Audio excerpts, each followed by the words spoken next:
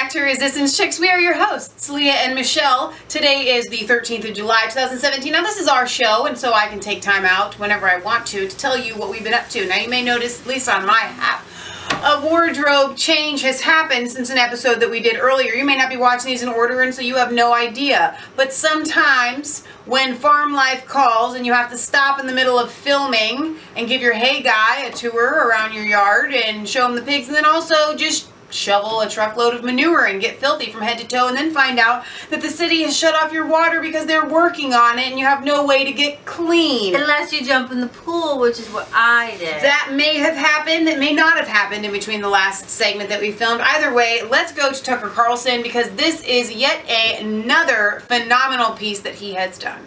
Okay, so we all keep hearing Russia, Russia, Russia over and over again. Russia, Russia, Russia. And I would have thought that after Project Veritas uncovered CNN, it's never enough. Saying, yeah, we're doing it for raising ratings, yeah, we're just trying to make money out of it. It's a big nothing burger. But here's the thing. CNN and the powers that be prey on weak-minded people, to the point where some people actually do believe it. I don't believe that all of the people at CNN are weak-minded. I believe that they can see that sometimes they're very calculating. Exactly. So here's Tucker, and this is just a very disconcerting interview. But at the same time, we're seeing this over and over again. If you don't believe in the Russia collusion, then you're a Nazi. You're like Hitler. Yeah. Spirited discussion last night with Ralph Peters, the retired lieutenant colonel, who suggested that anyone who disagrees with him on Russia would probably be very much like a Hitler sympathizer. Here's how it went. Vladimir Putin hates us. He is malevolent. And he is as close to pure evil as I can find. He's also brilliant. And so I don't understand why any American would want an alliance with Russia. He's a killer. Hard to see why he's a threat to us. And how many wars can we fight at once? How many people can we be in opposition to at once? Why not just accept that people who are bad people share our interests and side with them? You sound like Charles Lindbergh in 1938 saying Hitler hasn't attacked us. I beg your pardon? Slow down. Slow down, Colonel. I'm not in any way. You cannot compare me to someone who would make apologies for Hitler. And I don't think Putin is comparable to Hitler. I think Putin is. Look, I think it's a grotesque overstatement. Putin, he assassinates dissidents and journalists. He bombs women and children on purpose in Syria. He is as bad as Hitler, and yet you want us to align with the Russians, with Iran, with Assad. I want us to act in America's interest and stop making shallow, sweeping moral claims about countries we don't fully understand and then hope everything will be fine in the end. If a country we don't like takes active steps to kill people who are a threat to us, I'm going to pause and applaud. Well said. Peters is not alone in holding that view. You hear it all the time here in Washington. CNN analyst Robert Baer recently suggested anyone seeking collaboration with Russia on national security questions would have joined the Axis 75 years ago. Clearly, the country that attacked us in the 2016 elections, you can't go into business with them. It is truly like, working with the Japanese after Pearl Harbor to, defend Hawaii, the air defense. It's just nutty. Max Boot is a senior fellow at the Council on Foreign Relations. He says he agrees with what Lieutenant Colonel Peters said last night, and he joins us tonight. Max, thanks a lot for coming on. Now, I think it's fair. Tucker. I think it's fair to disagree about whether or not cooperating with Russia in the fight against ISIS is a good idea. But to dismiss anyone who doesn't share your view as a Nazi sympathizer seems cheap and a shortcut and not really befitting a self-described genius like yourself. Why would you say something like that? Well, rest assured, Tucker, I'm not actually saying that you're a Nazi sympathizer. And the one thing that I would disagree with Colonel Peters about is I don't think that Putin is comparable to Adolf Hitler because there was only one Hitler. But what I do believe is that Mitt Romney was right. I was a foreign policy advisor on the Mitt Romney campaign in 2012 when he said that Putin is the #1 geopolitical threat that we face. I think that's true today. And I am very disturbed, Tucker, when I see you at the top of the show, you and Mark Stein, yucking it up over the fact that Putin is interfering and meddling in our election process, undermining the sanctity of our elections to try to get Donald Trump elected, and that Donald Trump Jr., when he's told that Putin's government wants to support the Trump campaign, he doesn't pick up the phone to the FBI. He says, I love it. That, to me, is... That's a total, misinterpretation of what happened. So that's a bold-faced lie. She wasn't part of Putin's government. But if you throw that out there, then people will believe it. Right. And so Yeah. That's like defamation of character, I think. What's even more disturbing is that you don't think it is disturbing. Point by point here. First of all, I'm sorry that laughter disturbs you, and you can debate whether or not this is not Donald funny, Trump. I'm sorry, this is an assault on our democracy. I get your view there, Max. You can debate whether or not what he did is a crime or falls under the Espionage Act or not, but to dismiss people who disagree with you as immoral, which is your habit, isn't a useful form of debate. It's a kind of moral preening, and it's a little odd coming from you, who really has been consistently wrong in the most flagrant and flamboyant way for over a decade. And so you have to sort of wonder, like, what have I been wrong about, Tucker? What have I been wrong about? Having watched you carefully and known you for a long time, I recall vividly when you said that if we were to topple the governments of Afghanistan and Iraq, the region would be much safer, and the people who took their place would help us in the global war on terror. Of course, it didn't happen. I was there when you said that. I'm not getting holier than now. I'm merely saying you supported the invasion of Iraq, that you have been consistently wrong, and many people have been wrong. I've been wrong about a ton of things, but you try to learn your lesson. But when you get out there in the New York Times and say, we really should have done more to depose Gaddafi because, Libya is going to be better when that happens. And then to hear you say we need to knock off the Assad regime and things will be better in Syria, you sort of wonder, like, well, maybe you should choose another profession, selling insurance, house painting, something you're good at. I guess that's kind of the point. Is there no sanction for being as wrong as you have? I would be happy to hold up my record of foreign policy prognostication against yours. And by the way, to underline the fact, you supported the Iraq War, and then when it went bad, you opposed it. It doesn't take any moral courage or perspicacity. No, actually, the issue is not my track record of yours. The issue is the fact that right now you are supporting Donald Trump, and you're laughing about the fact that Russia's interfering in our election process. That to me is immoral. Okay, so let's have it's immoral, not just a disagreement. It's immoral. You're a moral authority, a religious figure now, actually casting moral aspersions on those who disagree. Save your sarcasm, okay? No, it's heartfelt. It's not sarcasm. It's a repudiation of all of the conservative movement in the Republican Party. Let me ask you. When I was growing up, Ronald Reagan warned about the evil empire. Right now, you're yucking it up at the evil empire.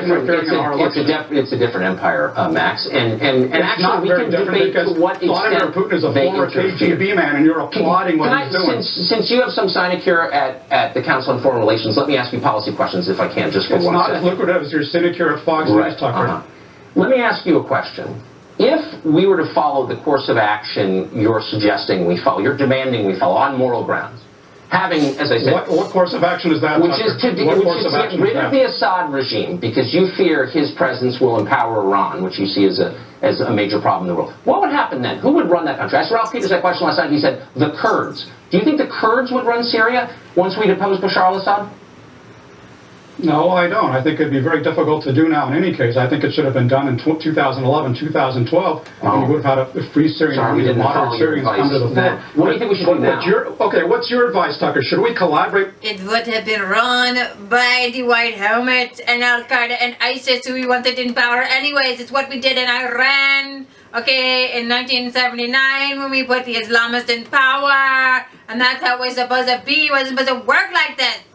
With Russia and committing war crimes in Syria? Is that your advice in furthering Iranian hegemony over Syria, a country that is dedicated to death to America? So now it's not just Assad who bombed people with the chemicals. It is Vladimir Stinky Putin himself on the trigger.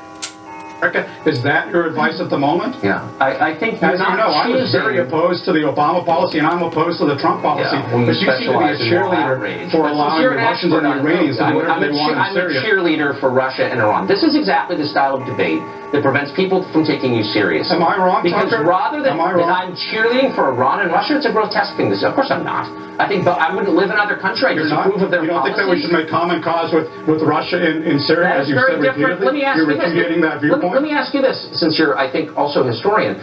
The Congress of the United States in 1941 voted for Lend-Lease, which sent billions and billions of dollars to Joseph Stalin in armaments and food because the Congress of the United States believed Hitler was a greater threat than Stalin. Were they Stalinists when they did that? You know, Tucker, this is pure sophistry on your part. It's not sophistry, it's a sincere question. Why don't you answer? Will you let me finish? Will you let me answer your question, Tucker? I will be the first to admit that sometimes you have to make common cause with repugnant regimes, and that's what Franklin Delano Roosevelt did with Joseph Stalin. When you have common goals, but we do not share common goals with Russia. We do not share common goals with Russia. Not one. Not one common goal with Russia. We had more common goals with Stalin than with modern day Russia, who's trying to bring Christ back. Because Russia is trying to further the. You hit the nail on the head. They had more in common with atheist communism than with bringing Christianity back. Russia's a different country now. They have turned a new leaf. They have thrown off the bounds of communism. What he's saying is that we wanted the communism then, but they don't want it now. Right. They have, you know, free market-ish. Murderous Bashar Assad regime. They are trying to further Iranian hegemony in Syria. That is not our goal. Iran believes in death to Israel. They believe in death to America. We should not be cooperating with them. We should not become complicit in Russian war crimes. Okay, let me just ask you factual questions. And Russia, by the way, is also undermining our electoral process, which you don't seem to care about, Tucker. No, they're not. The moral preening and the generalizations are tiresome. Let me ask you a specific question. You say... You know, your lack of moral judgment is tiresome to me. Your lack of moral judgment about Russia is actually, I find to be offensive. This is why nobody takes you seriously. But I'm giving you a chance to redeem yourself by answering this question. You say Iran is a primary threat to us. Not taken seriously. Tell me how many Americans in the United States have been murdered by terrorists backed by Iran since 9/11? Oh, so you're taking the pro-Iranian line, essentially. Is that right? That's what about the fact that hundreds of American troops... You're humiliating yourself, man. Hundreds of American troops have been murdered in Iraq by Iran and its proxies. I also recall that in the 1980s, hundreds of American Marines were murdered in Beirut by Iran. Do you not care about those deaths, Tucker? Do I not care about those deaths? It's almost impossible to have a conversation with you because your responses are so childish. Of course I care about the deaths. I'm trying to get your responses, Tucker, are ridiculous, okay? I'm trying to get to what the You're trying to argue a pro-Iranian line. We don't need to be worried about Iran. Is that what you're trying to say? I'm not arguing a pro-Iranian line. I'm not pro-Iran. I'm not pro-Russia. And I'm certainly not arguing that Iran is a good place or doesn't pose a threat to the United States. I'm merely saying, so what are you arguing, Tucker? Let me tell you, in a world full of threats, you create a hierarchy of them. You decide which is the worst, and then you go down the list. And my only question to you is, right up there. Do you agree with that? Do you agree that Russia is a threat to us? I think the idea that Russia is in the top 5 is absurd, and it makes me wonder about your judgment. But I'm giving you a chance to answer the question, which is, it's absurd for you to say that Russia is not in the top 5. They're the only country that can destroy us with a nuclear strike. But just because they have the ability to destroy, but they don't want to, doesn't make them a threat. Is not. It's talk like this, and it's the people that hold this line that actually push Russia to be a threat. They want Russia to be a threat, and they're trying to push them to be a threat. It's everyone else that says, you know what, we just want to get along with Russia because Russia wants to get along with us. It's that line of thinking that makes Russia a non-threat. It's been clouded by ideology. I don't fully understand where it's coming from, but I'll let our viewers decide. Tucker, I think your judgment has been clouded by ratings because you feel compelled to be a spokesman for Donald Trump in order to win ratings on the Fox News channel. That's pretty funny. I actually vehemently disagree with our airstrikes. With our airstrikes in Syria, I think you're and the president called for them, and I'm against them. I'm actually arguing principle, but more than anything, I'm arguing for the right to ask honest questions without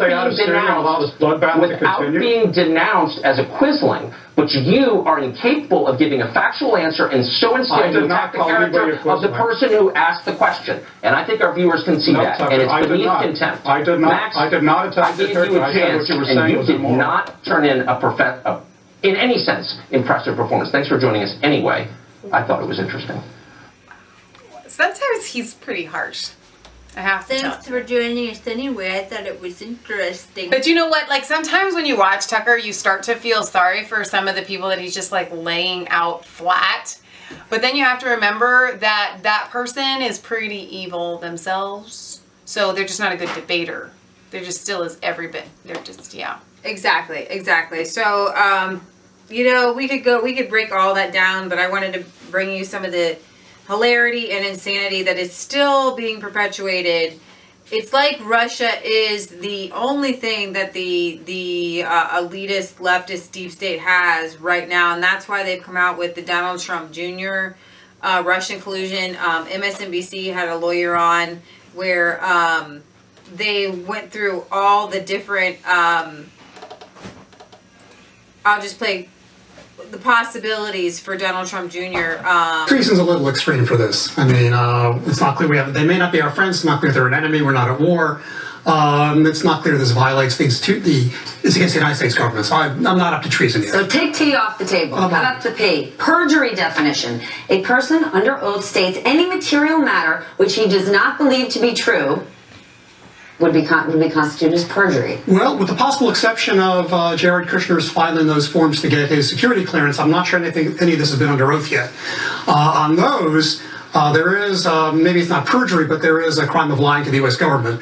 But that would have to prove that he was sort of doing it knowingly, falsely, and, you know, his claim is, well, I just forgot. So we're in the gray area there. Okay. All right, well, can we just add then, the Time magazine currently has Don Jr. on the cover, but in their piece, they say that in the email chain between Don Jr. And the Russian intermediary, it says Kushner maintains that he failed to read to the bottom of the email invitation to the meeting, so he didn't understand the Russian promise it contained. It was on the 4th page. Yet, in the subject line, says Russia, Clinton, private and confidential. Well, is that argument that he didn't scroll down, hold any water? That's irrelevant. The thing was that he was at the meeting and that he didn't report having been at the meeting in his initial, as I understand it, in his initial file. But he met with a woman who happened to be from Russia who wanted her. Here's the thing. She says, and they say the only reason she met with them was to discuss these Russian adoption rules. How is that wrong? That's the only thing. What is in your hair? I don't know. Something orange. I don't know what that is. I don't know. I don't know. I don't know. Carry on. Caught orange haired. To get the security clearance. So at the very least, he's corrected that. But, you know, there's some question about how knowing that was. So on perjury, no. Lying to government, maybe. Tucker Carlson said that on one of the CNN shows, they had 3 hours. They did 2 hours and 45 minutes or something on Russia, like 5 minutes on Obamacare, and 2 minutes on... All right, we have another one, false statements. And this is about a person knowingly and willfully making any materially false statement or representation within any of the 3 branches of government. This is obviously a lower standard. Does this relates to the filing for the security clearance, and I think it's a similar kind of question. It was a false statement. Did he know it was false, or did he just forget? And it's been corrected. It may still affect whether he should have a security clearance, but it's not clear we're quite up there yet. All right, Allie's bringing up the phone sign. Can I do my my Kellyanne Conway sign? Can you see that? You can't really see that, right? Maybe. She says it's a delusion. Allie's obviously saying collusion. Well, I'm asking, is this... While the conduct... Collusion. While that conduct could form part of a crime... Do you see the difference here? Kellyanne Conway is part of the Trump team. She's part of our Republican government. Yep. These are the opposition government, of course. This is not media. Kellyanne Conway says this, we say this. Trump says this, we say this. This is collusion. Note that collusion is typically considered a legal concept within a case. Rather than a crime. Right. Collusion isn't really a crime. I think we're getting at things like conspiracy to commit a crime or a coordination in terms of the campaign finance stuff.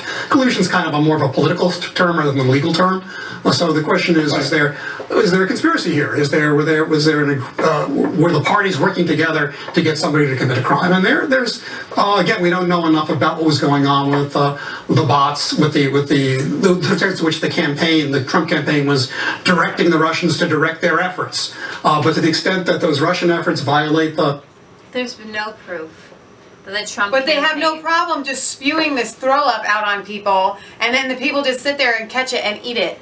Ah, yummy, a throw up. So this is my little take on Donald Trump Jr. It said that the lawyer lady, she came in, there's a lot of stuff flying around right now. She had an affair with some journalist. She's part of the DNC. She was brought in by Loretta Lynch. So if there is any collusion to influence the campaign, and this lady is part of it, it's actually that there was a setup to try to pull in Donald Trump Jr. and set him up to make some sort of Russian connection. So I'm sure that she has been seen pictured with the DNC. She at all at several anti-Trump rallies. She wasn't even supposed to be allowed into the country. She was allowed under the country under Loretta Lynch, DOJ, Department of Justice, under a special, without even a visa, I think, under a special entry. And the fact that she met with them, I think that they had this set up. And they have these little trip mines to where they need to, okay, run that story now. Right. Run the Donald J. And so then all of the leftist media, which is one giant army, New York Times, Time Magazine, CNN, they all come together as their little army to focus in on a nothing, on something that is empty, because they're obviously doing stuff, right? Today, we're not going to go into this whole net neutrality thing, because quite frankly, it's more than meets the eye. Yes. But there's a lot of things going on. Before you guys go sharing or tweeting or Facebooking that thing, before you even think that you understand it, just don't, because you don't understand it. I can tell you that right now. We don't quite understand it. We understand it more than you do, and you don't understand it. Right. So yeah, there's some underlying deep roots. George Soros and he's given like $400,000 to some of these people that are backing it and stuff. It's crazy. Yeah, so it's definitely deep state. All right, guys, so we're going to sign off here where it is not a conspiracy theory if it's the truth. If it's the truth. Don't forget to like, comment, and subscribe. Share these on your social media pages. Find us on Facebook, Twitter, VidMe, all the rest, Blogger and stuff. We love you guys. God loves you, and God bless.